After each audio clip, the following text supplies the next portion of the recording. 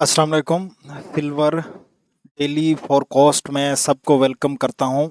आज डेट 16 जुलाई है और 16 जुलाई को कौन कौन से इम्पोर्टेंट लेवल्स हैं जहां से सिल्वर सेल के लिए और बाई के लिए हमें ट्रेड दे सकता है। तो सबसे पहले हम आ जाते हैं डेली के चार्ट पे कि सिल्वर जो है वो डेली में क्या बाइस हमें दे रहा है।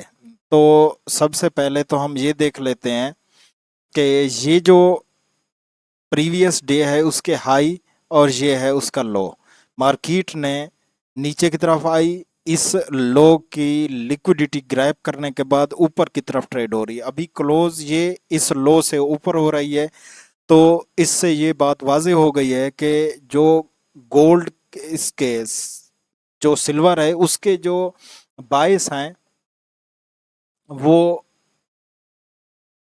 बुलिश में आ चुके हैं, क्योंकि ये नीचे की लिक्विडिटी ग्रैब कर चुकी है। अब ये क्या करेगा नेक्स्ट डे, इस हाई की इस डे के हाई की लिक्विडिटी ग्रैब करने के बाद ये नीचे की तरफ आ सकता है, वो भी ऊपर किसी पॉइंट ऑफ इंटरेस्ट से। तो 16 जुलाई के कौन कौन से इंपॉर्टेंट लेवल हैं उन्हीं पे आपको नज़र होनी चाहिए। तो आए उन्हीं लेवल्स को चेक कर लेते हैं कि कौन से लेवल हैं। सबसे पहले H4 पे आ जाएं।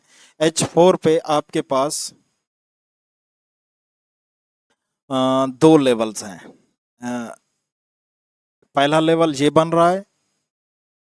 पहला लेवल जो है वो बन रहा है 4.7 और 7 पे।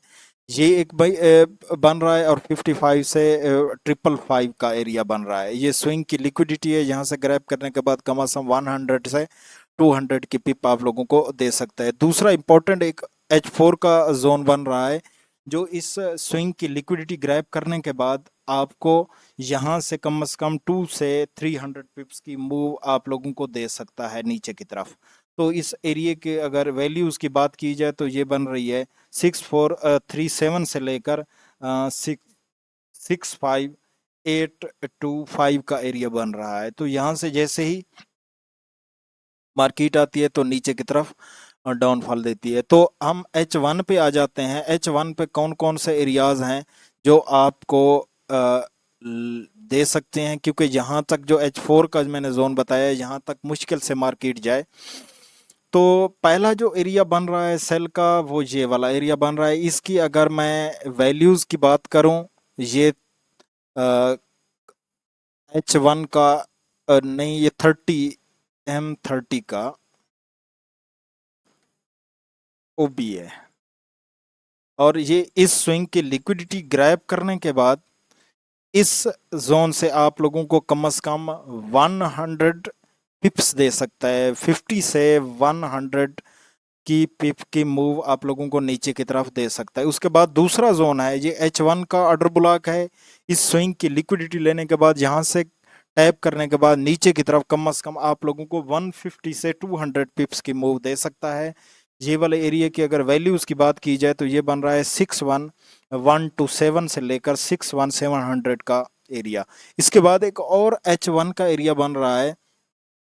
इस स्विंग की लिक्विडिटी ग्रैप होगी, इस स्विंग की ग्रैप होने के बाद इस जोन पे टाइप होने के बाद यहाँ से नीचे की तरफ कम से कम आप लोगों को 150 प्लस से लेकर तकरीबन 250 पिप्स का आप लोगों को मूव मिल सकता है। अगर इसकी वैल्यूज़ की अगर बात की जाए तो ये बन रहा है 62669 और 6312 142 वाला एरिया।